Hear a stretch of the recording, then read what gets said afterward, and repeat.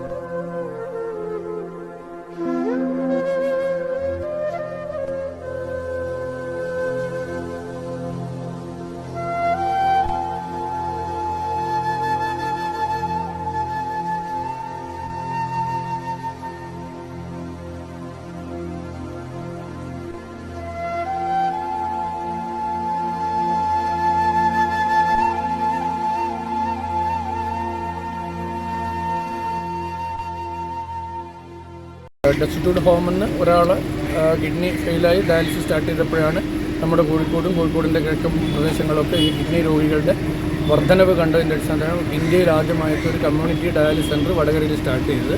വടകരയിൽ സ്റ്റാർട്ട് ചെയ്തപ്പോൾ ഒരുപാട് പേഷ്യൻസ് കൺട്രോൾ ചെയ്യാൻ പറ്റാത്ത രീതിയിൽ പേഷ്യൻസിനെ കണ്ടപ്പോൾ നമ്മുടെ 3 പഞ്ചായത്തുകൾ കേന്ദ്രീകരിച്ച് ഓരോ സെൻറ്ററുകളെന്ന രീതിയിൽ തുടങ്ങി ഇന്ന് കേരളത്തിൽ 86ഓളം ഡയാലിസിസ് സെൻറ്ററുകൾ സ്റ്റാർട്ട് ചെയ്തിട്ടുണ്ട്.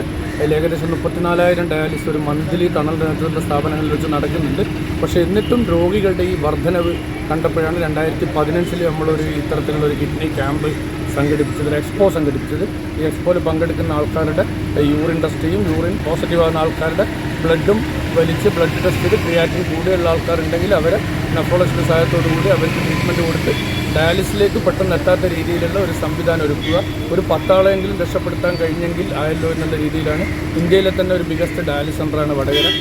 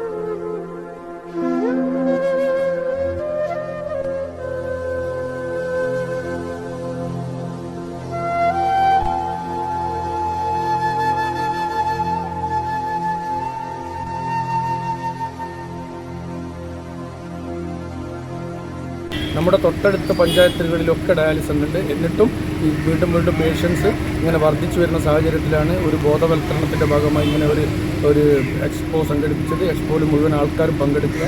ഇതിന് സാധ്യതയുള്ള ആൾക്കാർ, അതായത് ഇതിന് പൊതുവെ സിംറ്റംസ് കുറവാണ്. അതുകൊണ്ട് തന്നെ ലാസ്റ്റ് 100% 2 കിഡ്നിയുടെയും പ്രവർത്തനം നിലച്ചാലാണ് ഈ വിവരം പുറത്തറിയുന്നത് പേഷ്യൻറ്റിൻ്റെ. അതുകൊണ്ട് തന്നെ ഇങ്ങനെ എന്തെങ്കിലും സാധ്യതകളുണ്ടെങ്കിൽ അത് കണ്ടെത്തി ട്രീറ്റ്മെൻറ്റ് എടുക്കുകയാണെങ്കിൽ ഡയാലിസിൽ എത്താതെ കൊണ്ടുപോകാൻ പറ്റും. അതിലുള്ളൊരു പ്രവർത്തനത്തിനാണ് നേതൃത്വം നൽകുന്നത്. ഇനി അങ്ങോട്ടുള്ള ദിവസങ്ങളിൽ ഈ എക്സ്പോ ഇവിടുന്ന് കഴിഞ്ഞാലും നമ്മുടെ ചുറ്റുപാട് മുഴുവനും ഓരോ വാർഡുകൾ കേന്ദ്രീകരിച്ച് ഇത്തരത്തിലുള്ള പ്രവർത്തനങ്ങൾ നടത്താൻ തങ്ങൾ തീരുമാനിച്ചിട്ടുണ്ട്. ഒരു വർഷം നീണ്ടു നിൽക്കുന്ന പരിപാടിയായിരിക്കും. അങ്ങനെ മുഴുവൻ ആൾക്കാരെ സ്ക്രീൻ ചെയ്ത് സാധ്യതയുള്ള ആൾക്കാരെ കണ്ടെത്തി അവർക്ക് ട്രീറ്റ്മെൻറ്റ് കൊടുക്കുക എന്നുള്ള ഉദ്ദേശത്തോടു കൂടിയാണ് ഇങ്ങനെ ഒരു എക്സ്പോ ഇവിടെ നടത്തുന്നത്.